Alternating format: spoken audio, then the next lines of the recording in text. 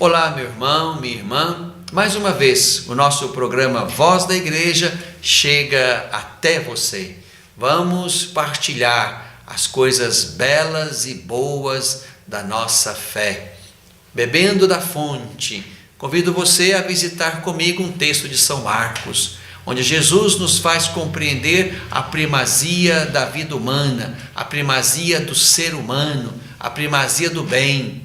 E nos mostra que a lei está a serviço exatamente do bem, da vida e do ser humano. E não se pode inverter esta ordem. Depois, no coração deste tempo, vamos visitar, conhecer, penetrar o mistério de Jesus presente na Eucaristia, já que estamos para celebrar a festa de Corpus Christi. O Senhor que habita conosco na Eucaristia, somos a igreja da Eucaristia e é preciso nos lembrar sempre disto. E uma igreja sempre em caminho. Vamos encontrar os motivos para celebrar com alegria aquilo que o Senhor fez em nós e por nós. Vamos celebrar bodas sacerdotais, e isso para nós é motivo de alegria, para mim e para você. E vamos também celebrar o aniversário da nossa cidade, do nosso Hospital São João de Deus, da nossa Rádio Divinópolis, que agora vai para o FM. Então temos motivos para nos alegrar na Eucaristia, no caminho da missão. Fique conosco, o nosso programa A Voz da Igreja está começando.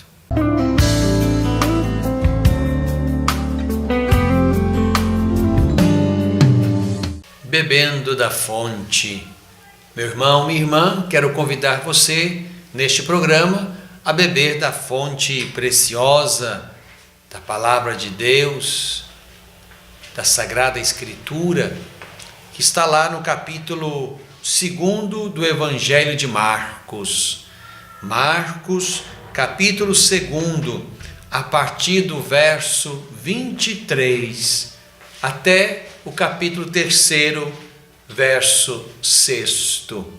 Marcos, capítulo 2, versículo 23, até o capítulo 3, verso 6. Certo sábado, Jesus estava passando pelas plantações de trigo, e os discípulos começaram a abrir caminho arrancando espigas. Os fariseus disseram então a Jesus: olha, por que eles fazem no dia de sábado o que não é permitido? Jesus respondeu: nunca lestes o que fez Davi quando passou necessidade e teve fome, e seus companheiros também? Davi entrou na casa de Deus no tempo em que Abiatar era sumo sacerdote. Comeu os pães da oferenda que só os sacerdotes podem comer, e ainda os deu aos seus companheiros. E acrescentou: o sábado foi feito para o homem, e não o homem para o sábado. Deste modo, o Filho do Homem é Senhor também do sábado. Outra vez, Jesus entrou na sinagoga e lá estava um homem com a mão seca. Eles observavam se Jesus o curaria num dia de sábado, a fim de acusá-lo. Jesus disse ao homem da mão seca: levanta-te, vem para o meio. E perguntou-lhes: em dia de sábado, o que é permitido? Fazer o bem ou fazer o mal? Salvar uma vida ou matar? Eles ficaram calados. Passando sobre eles um olhar irado e entristecido pela dureza de seus corações, Jesus disse ao homem: estende a mão. Ele estendeu a mão, que ficou curada. Saindo dali, imediatamente os fariseus com os herodianos tomaram a decisão de matar Jesus. Meu irmão, minha irmã, ao longo deste ano temos lido na liturgia textos do Evangelho de Marcos. Estamos ainda no capítulo 2, tendo passado e tendo celebrado as grandes festas pascais. Agora retornamos ao tempo comum, ao tempo verde, e neste texto que é lido no 9º domingo do tempo comum, mais uma vez nos colocamos diante de Jesus e aqueles que se opunham ao seu comportamento, à sua visão de Deus, à sua visão do ser humano, à sua visão da lei. Aqui estamos diante de 2 eventos, ambos num dia de sábado. O primeiro evento é aquele em que Jesus e os discípulos, passando por uma plantação de trigo, então esses discípulos, com fome, arrancam e comem espigas num dia de sábado. Quem está, portanto, aqui no foco da discussão são os discípulos. No texto seguinte, num outro sábado, Jesus, na sinagoga, chama para o centro, chama para o meio, um homem de mão seca e pergunta a eles o que se deve ou o que se pode fazer num dia de sábado, o bem ou o mal, cuidar ou descuidar, fazer viver ou matar. Aqui quem está no foco é Jesus, que chama aquele homem, manda que ele estenda a mão e esta mão fica curada.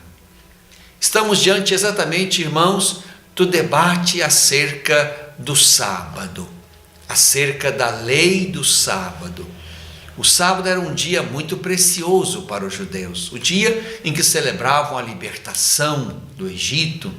Era o dia, portanto, do louvor, do culto, da memória da libertação. Certamente um dia importante, tão importante quanto o nosso domingo, dia do Senhor.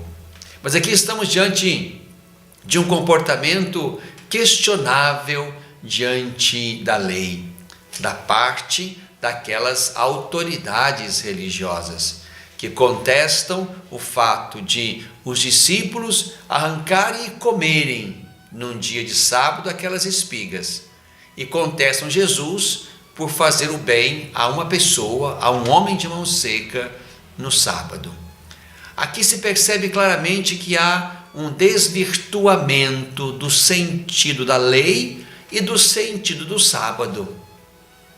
Se, de fato, o sábado trazia consigo a bela memória da libertação, isto é, o grande bem que Deus fez ao seu povo, tirando da escravidão do Egito e fazendo-o passar pelo Mar Vermelho na direção da terra soberana e livre, portanto, a celebração do sábado, a lei que resguarda o sábado, tem atrás de si e como pretexto fundamental um grande bem que deve ser lembrado e celebrado.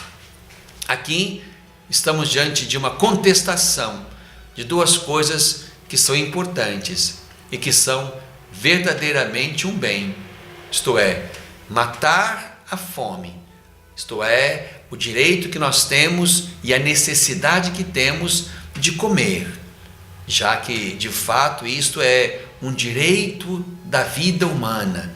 A fome certamente é uma desgraça, é um grande mal. E não ter o que comer, o não poder comer, não ter acesso à comida, não ter a comida digna ou suficiente, isso abala, isso é um mal. Isso é um mal social, isso é um pecado. Como também no texto seguinte, ali um homem de mão seca, isto é, incapaz, portanto, de dar conta da sua vida e da sua sustentabilidade, levando em conta que as mãos são instrumentos para o trabalho, levando em conta particularmente que muitos trabalhavam a terra e dependiam, portanto, deste membro importante do corpo. Ali, aqueles que questionavam, seja o matar a fome que os discípulos realizavam passando pelo campo, seja o devolver a saúde à mão seca daquele homem, não se percebe que atrás dessas duas coisas está algo bom, está um bem. O bem de poder matar a fome e o bem de poder restituir a integridade física daquele homem. E quando contestam os discípulos por fazerem o que fizeram e Jesus por ter curado aquele homem, se perde radicalmente o sentido profundo da lei. Aqui está, irmãos e irmãs, o perigo dos fundamentalismos legalistas. Isto é, o fundamentalismo faz ver uma parte, mas impede de enxergar o todo. O fundamentalismo se fixa em um aspecto e perde a noção da totalidade. Aí, na prática dos discípulos, se poderia contestar até algo que, do ponto de vista legal, seria até mais grave do que o descumprimento do preceito sabático. O mais grave seria, entre aspas, roubar as espigas. O mais grave seria invadir ou apropriar-se indevidamente do bem alheio, que seria tomar algumas das espigas do campo de alguém. Mas ali o foco não está exatamente aí, neste ato que moralmente seria mais grave, mas está ali numa obsessão legalista religiosa. Era sábado e não se podia arrancar para comer. Não se podia ali, naquele momento, exercitar o direito e a necessidade de matar a fome, levando em conta que aqueles homens, aqueles discípulos, estavam exatamente num belo trabalho de seguimento de Jesus, de anúncio e participação no seu ministério. E mais ainda, aquele homem de mão seca, que ali, certamente limitado com a sua mão seca, tinha mais dificuldades de lidar com a vida e com o trabalho. Este, meu irmão, minha irmã, é o risco, ou um deles, um risco do fundamentalismo. É fazer perder a totalidade do julgamento, a totalidade da realidade. Aí se fixa num ponto, num aspecto, e nem sempre, o que é pior, o mais importante, o mais relevante, aquele que de fato resguarda um bem grande, como de fato seria matar a fome e restituir a saúde ao membro daquele homem que, certamente curado, teria muito mais condição de uma vida justa e de um trabalho digno. Tenhamos cuidado com isto, meus irmãos e irmãs, de modo que, sem cairmos também numa situação de ausência da lei, sem cairmos numa situação de relatividade da lei, sem cairmos numa situação de anarquia, nós saibamos de fato resguardar e entender que a lei quer resguardar e estimular um bem. Um bem maior do que o princípio legal é o bem que esse princípio legal quer resguardar ou estimular. Não aconteça que o nosso olhar fechado, que a nossa idolatria da lei nos impeça de fazer um bem verdadeiramente grande, importante e necessário. Aprendamos de Jesus aquilo que ele vai dizer: o sábado foi feito para o homem e não o homem para o sábado. O homem está acima da lei. A lei foi feita para ajustar, para equilibrar, para pôr ordem na vida humana e, sobretudo, na sua relação com os demais. Mas é muito importante não perdermos de vista que aqui se trata não de uma primazia da lei, como se a lei fosse o mais importante. Não, o mais importante é o bem que a lei quer resguardar ou o bem a que a lei quer nos levar. Aprendamos de Jesus a fazer sempre o bem, a dar preferência e precedência à vida. E se por algum motivo, para defender a vida, para cuidar da vida, para manter a vida, tivermos até mesmo que abrir mão de algum preceito que não soube enxergar o valor da vida, em consciência, nós precisamos cuidar da vida. Bebemos da fonte.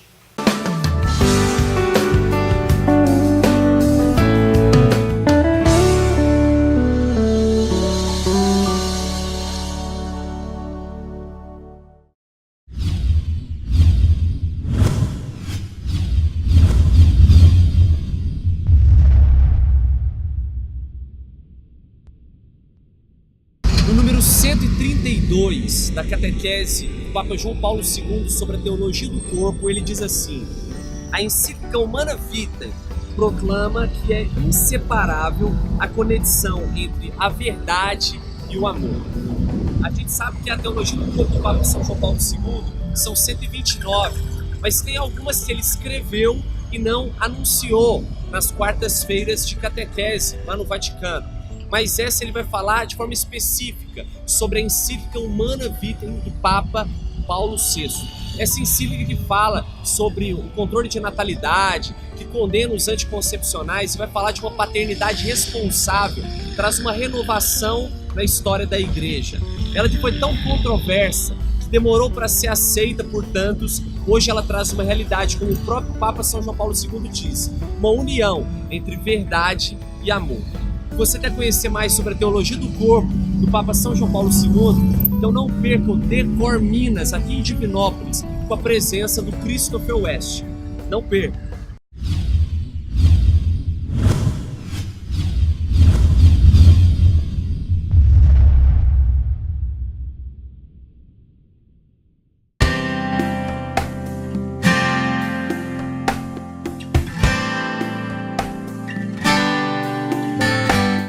No coração deste tempo.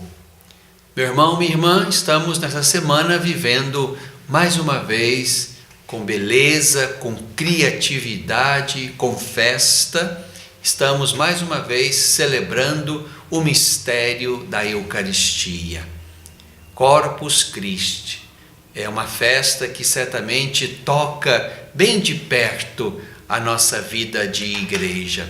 Quero lembrar-lhes algumas coisas importantes sobre esta solenidade do corpo e sangue de nosso Senhor Jesus Cristo. A primeira coisa é que Corpus Christi não é a festa da instituição. O dia da instituição é Quinta-feira Santa. É ali que no início do tríduo pascal, com o Senhor Jesus, nós celebramos com Ele a Eucaristia, que Ele mandou que fosse celebrada em sua memória. E por isso instituiu também o sacerdócio. Então a Quinta-feira Santa é o dia da instituição da Eucaristia. Quando o Senhor Jesus toma o pão e abençoa, tomai e comei, isto é meu corpo, toma o vinho, abençoa, tomai e bebei, isto é meu sangue. Agora, tendo passado o tempo pascal, tendo celebrado o mistério de Deus, uno e trino, agora de fato aqui no coração deste tempo e nesse caminho da liturgia, nós nos voltamos mais uma vez para a Eucaristia. Aqui agora para reconhecê-la de novo como uma presença de Cristo no coração da igreja. A Eucaristia é o corpo de Cristo. É o Senhor que continua presente no meio da sua comunidade, alimentando os seus discípulos e sendo um sinal de amor que dura para sempre, até que de fato possamos vê-lo no reino de Deus no céu. Então, Corpus Christi quer celebrar de novo e assegurar esta presença do Senhor. Ele está conosco na Eucaristia. Para além disto, desde as origens desta festa, lá no século XIII, com o Papa Urbano IV, o que se quis, o que se pensou, ou até o que motivou esta solenidade, que cresceu a partir do nível local até atingir, portanto, todo o mundo católico, o que se quer primeiro é não deixar de reconhecer essa presença, é cultivar sempre mais um culto de adoração a esta presença do Senhor no seu corpo e no seu sangue. É nos mostrar como a comunidade que vive disto, que vive deste mistério, que come sempre deste alimento para dar conta da sua missão. Se quis também que de fato se colocasse sobre esse mistério uma piedade sempre maior, uma devoção e um amor sempre maior, levando em conta que já havia em muitos lugares situações de dúvida, situações de descuido, situações de verdadeiramente incapacidade de crer no mistério de uma presença ali naquela pequena hóstia ou naquela porção delicada de vinho. Tudo isso suscitou um desejo no Papa Urbano IV e naqueles a quem ele recorrera para estabelecer esta festa. Ali havia, portanto, um desejo de retomada, de um olhar de piedade, de devoção e, mais do que isso, de adoração sobre este mistério da presença do Senhor na Eucaristia. Por isso, a festa de Corpus Christi é para reconhecer mais uma vez essa presença, é para nos dizer e nos mostrar de novo como a igreja da Eucaristia, a igreja que vive da Eucaristia, a igreja que come da Eucaristia. Em terceiro lugar, é também um lugar bonito, a ocasião oportuna de mostrar que aquele que levamos conosco pelas ruas, naquela solene procissão que certamente precede ou sucede a Eucaristia festiva, aquela presença do Senhor no meio das nossas ruas e das nossas casas, quer ser um testemunho bonito, forte, convincente de que nós cremos na presença dele naquela pequena hóstia. E nós queremos que este Senhor, esse Deus presente na pequena hóstia, de fato, passando pelas nossas ruas e pelas nossas casas, santifique o mundo, possa de fato levar santidade, sacralidade aos ambientes mais urbanos ou mais rurais onde se realiza esta bela procissão.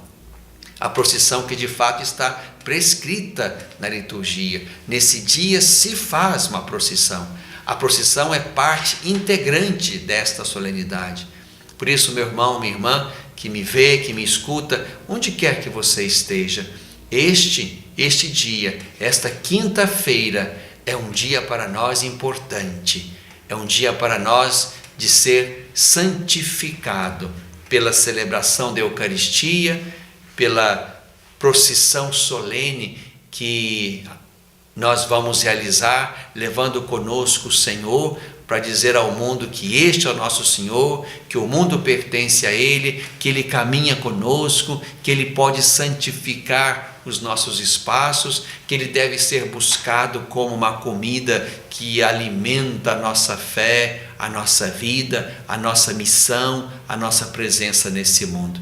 Por isso quero convidar você a dar muito valor, a encontrar tempo, primeiro, imagino, para ajudar aí na construção do belo tapete que será confeccionado para a procissão de Corpus Christi, seja aqui na nossa cidade de Divinópolis, seja nas outras cidades vizinhas ou até em alguma comunidade rural. Certamente haverá aí um belo caminho com o qual nós queremos presentear Jesus, que haverá de passar entre nós para santificar o nosso caminho e continuar sendo aquele peregrino que se associou aos discípulos de Emaús e que agora se associa a nós, e aí nos haverá de indicar os caminhos da história e do futuro, como indicou também aqueles dois discípulos que iam de Jerusalém a Emaús.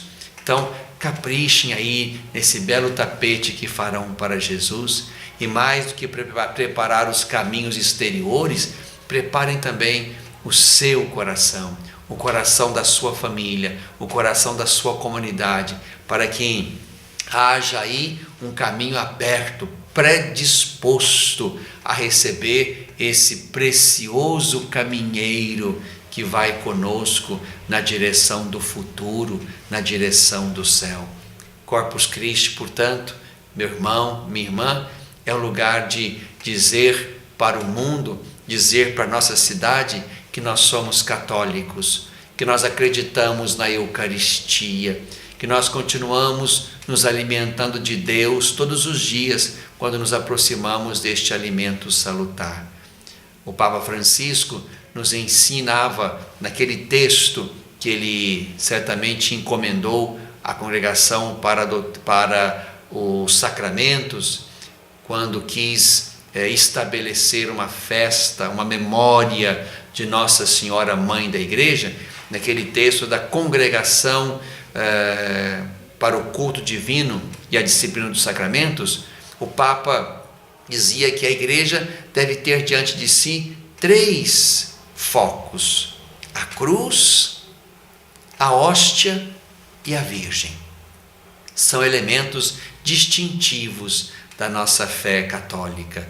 A hóstia simboliza, portanto, dizia o Papa, através daquele documento da Sagrada Congregação para o culto divino e os sacramentos, a Eucaristia significa exatamente o Cristo oferente, que nos ama até a morte de cruz, e ali funda o sacramento da Eucaristia, já que a palavra da quinta se torna de fato realizada na sexta, quando o Senhor se dá completamente no altar da cruz.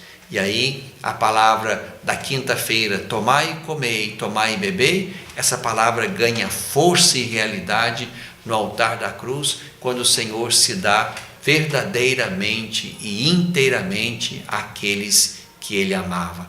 Por isso, meu irmão, minha irmã, coloquemos nesta festa de Corpus Christi, mais uma vez, os nossos olhos na pequena hóstia. Esta hóstia onde o Senhor habita é a identidade da nossa Igreja Católica. Esta hóstia na qual o Senhor habita no grande pedaço e no pequeno pedaço é a expressão, é a certeza de um Deus que quer ir conosco, nos alimentando no caminho que nos leva da terra até Ele lá no céu. Vamos com o Senhor. Ele vive, Ele habita a Eucaristia. Nós queremos nos alimentar sempre dEle. Vamos celebrar Corpus Christi como a certeza de uma presença que nos acompanha até o dia em que haveremos de ver o Senhor, que sacramentalmente recebemos na Eucaristia e que lá veremos face a face no céu, no coração deste tempo.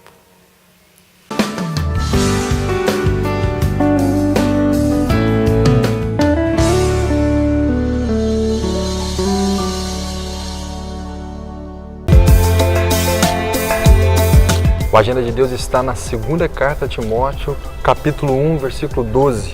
É por isso que eu estou suportando também estes sofrimentos, mas não me envergonho, pois sei em quem acreditei e estou certo de que Ele é poderoso para guardar até aquele dia o bem a mim confiado.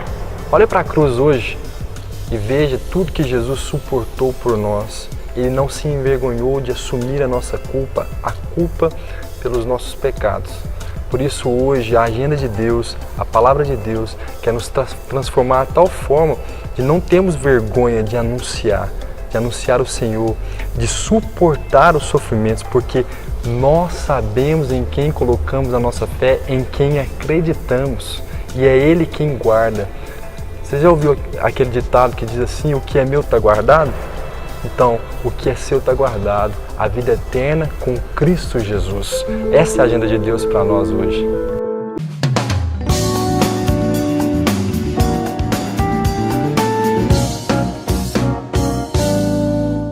Uma igreja em caminho. Meu irmão, minha irmã, Deus nos permite sempre ter motivos para celebrar. Deus é maravilhoso e sempre nos oferece exatamente condições, motivos para nos reunir e reconhecer que Ele fez e faz em nós muitas maravilhas. Nesta semana, quero convidar você, primeiramente, para a solenidade de Corpus Christi. Seja aqui em Divinópolis, seja aí onde você me vê ou me escuta, é importante que nós entendamos que estamos diante de uma festa de preceito, uma festa de guarda. Não se trata, portanto, de escolher ir ou não ir. É um convite. É o Senhor que mais uma vez nos reúne para celebrar a sua presença na igreja, no sacramento da Eucaristia e nos convidar ao redor desta mesa a mostrar que somos uma igreja eucarística, uma igreja que vive da Eucaristia, que adora Jesus neste sacramento, que o recebe como o pão do céu descido para a vida do mundo.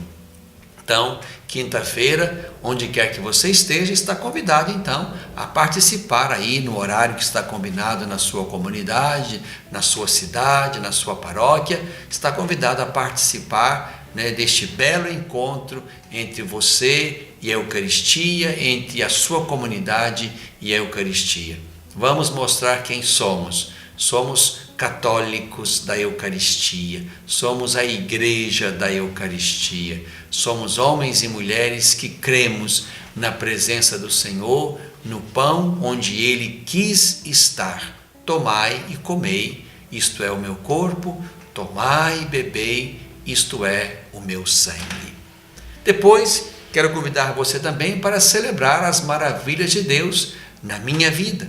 Nessa semana, me alegro com você, com a nossa Igreja Diocesana de Divinópolis, com a minha família, pelos 25 anos de ordenação sacerdotal. Então, nesta quarta-feira, dia 30, exatamente o dia da minha ordenação, lá no ano de 1993, então, nesta